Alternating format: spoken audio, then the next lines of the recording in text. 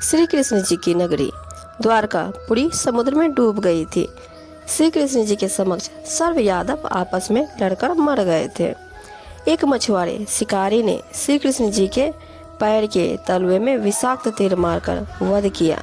श्री कृष्ण जी के शरीर का द्वारिका से बाहर वहीं पर अंतिम संस्कार किया था। उनके शरीर को गड्ढा खोदकर पांडवों ने दबाया था। उस स्थान पर वर्तमान में श्री द्वारकाधीश का मंदिर बना है। कुछ समय के बाद श्रद्धालु उस यादगार को देखने जाने लगे। फिर वहां पर पूजा प्रारंभ हो गई। विक्रमी संवत 505 में कबीर परमेश्वर जी द्वारका में गए। समुद्र के किनारे जहां गोमती नदी सागर में आकर मिलती है, उसके पास एक बालू का रेत के टीले पर अर्थात मिट्टी के ढेर पर बैठकर तीर्थ भ्रमण पर आने वाले श्रद्धालुओं को तत्व ज्ञान सुनाया करते थे। कबीर जी प्रश्न करते थे कि आप किस लिए आए हैं। उत्तर होता था कि द्वारकाधीश के दर्शन करने आए हैं, उनकी नगरी को देखने आए हैं, भगवान से आशीर्वाद लेने आए हैं।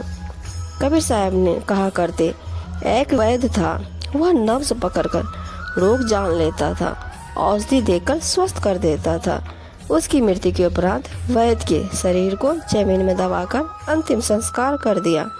उस स्थान पर एक मंदिर बनाकर यादगार बना दी। यदि वैद्य की मूर्ति से कोई उपचार के लिए प्रार्थना करे तो क्या होगा?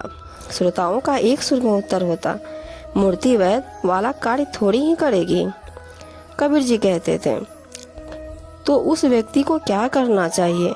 श्रोता ने कहा, किसी जीवित वैद्य के पास जाकर अपनी रक्षा करनी चाहिए, यही उचित है। कबीर साहब जी कहा करते कि हे भोले श्रद्धालु, आप इस श्री कृष्ण त्रिलोकी नाथ की मूर्ति से क्या मांगने आए हो? क्या यह श्री कृष्ण जी मूर्ति आपका कल्याण कर सकती है? कुछ आश्चर्य करते, कुछ कहते कि हम गलत कह रहे हैं, कुछ नाराज होकर उठ जाते। कबीर साहब जी कहा करते थे कि आप द्वारकाधीश श्री कृष्ण जी की मूर्ति के दर्शन से कल्याण की अपेक्षा करके आए हो। यहाँ पर श्री कृष्ण जी का ही सर्वनाश हो गया, आपको क्या प्राप्ति होगी?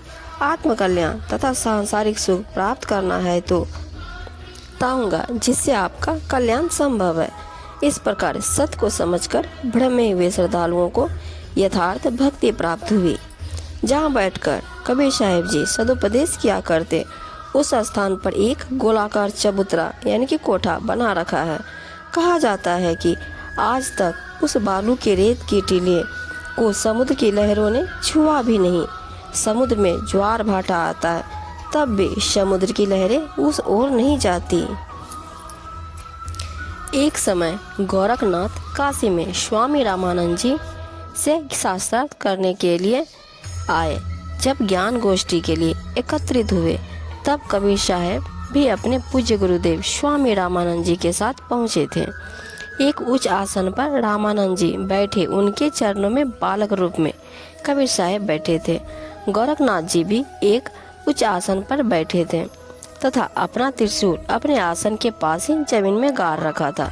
गोरखनाथ जी ने कहा कि रामानंद जी मेरे से चर्चा करो। उसी समय बालक रूप कबीर जी ने कहा, नाथ जी पहले मेरे से चर्चा करें, पीछे मेरे गुरुदेव से बात करना। इस पर गोरखनाथ जी ने कहा कि तू बालक कबीर जी कब से योगी बन गया? कल जन्मा अर्थात छोटी आयु का बच्चा, और चर्चा मेरे साथ?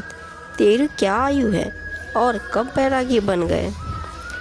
साहिब कबीर जी ने गोरखनाथ जी को बताते हैं कि मैं कब से बैरागी बना। साहिब कबीर ने उस समय वैष्णव संतों जैसा वेश बना रखा था, जैसा कि रामानंद जी ने वेश बना रखा था। जैसे मस्तिष्क में चंदन का टीका, टोपी व झोली, सिक्का, एक फावड़ी जो भजन करते हैं तथा एक डंडा साथ लिए हुए थे। ऊपर के साहिब कहते हैं, जब कोई सृष्टि नहीं थी तब मैं अनामी रूप में था और कोई नहीं था। जब मैं अकेला रहता था, जब धरती भी नहीं थी, तब से मेरी टोपी जानो। ब्रह्मा जो गोरखनाथ तथा उनके गुरु मच्छंदरनाथ आदि सर्व प्राणियों के शरीर बनाने वाला पैदा भी नहीं हुआ था, तब से मैंने टीका लगा रखा है, अर्थात मैं तब से सतपुरुष आकार रूप में ही हूँ।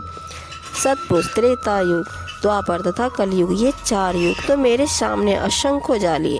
कबीर साहब बताते कि हमने सतगुरु वचन में रहकर अजर अमर घर सतलोक पाया, इसलिए सर्व प्राणियों को तत्व ज्ञान बताया कि पूर्ण गुरु से उपदेश लेकर आजीवन गुरु वचन में चलते हुए पूर्ण परमात्मा का ध्यान सुमिरन करके उसी अजर अमर सतलोक में जाकर जन्म मरण रूपी अति दुखमयी संकट से बच सकते हो। इस बात को सुनकर गोरखनाथ जी ने पूछा, आपकी आयु तो बहुत छोटी है, आप तो बालक से लगते हो।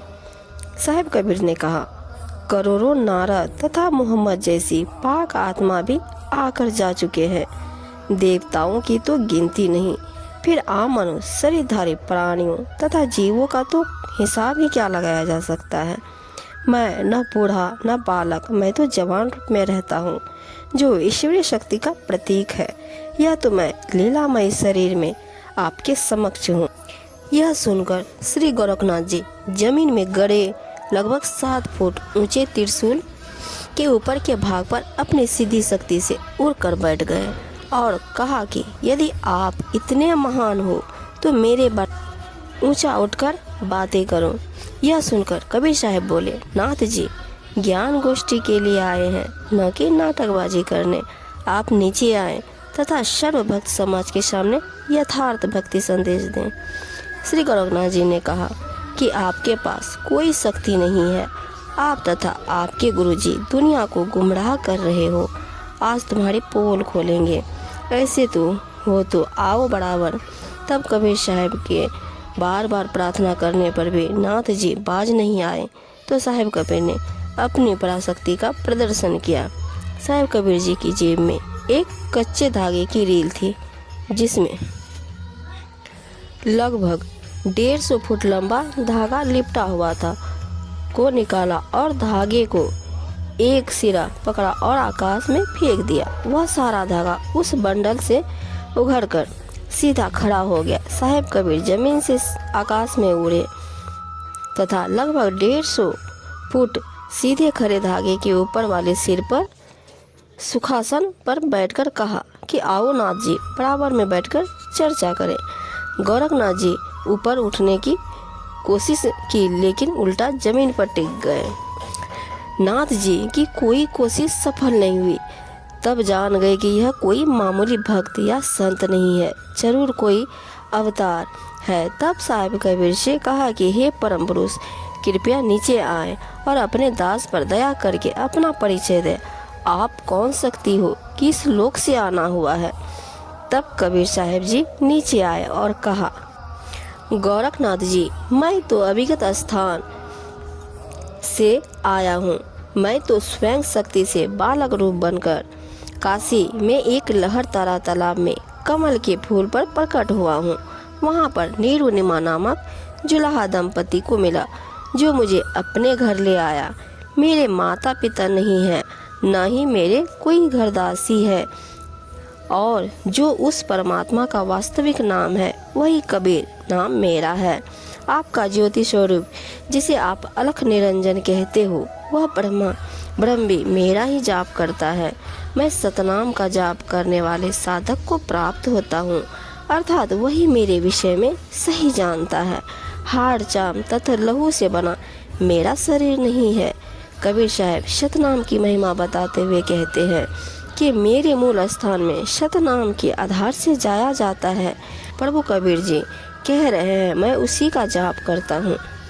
इसी मंत्र से शतलोक जाने योग, फिर सार नाम प्राप्त करके जन्म से छुटकारा मिलता है। यह तारन तरन पद मैंने आपको बताई है, इसे कोई नहीं जानता।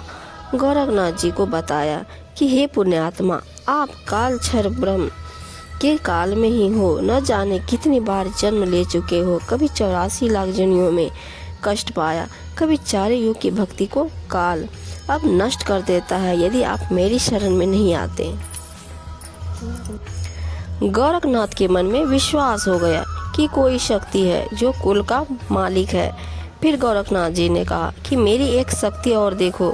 यह कहकर गंगा की ओर चल पड़ा। सर्व दर्शकों की भीड़ भी साथ ही चली। लगभग 500 फुट पर गंगा नदी थी।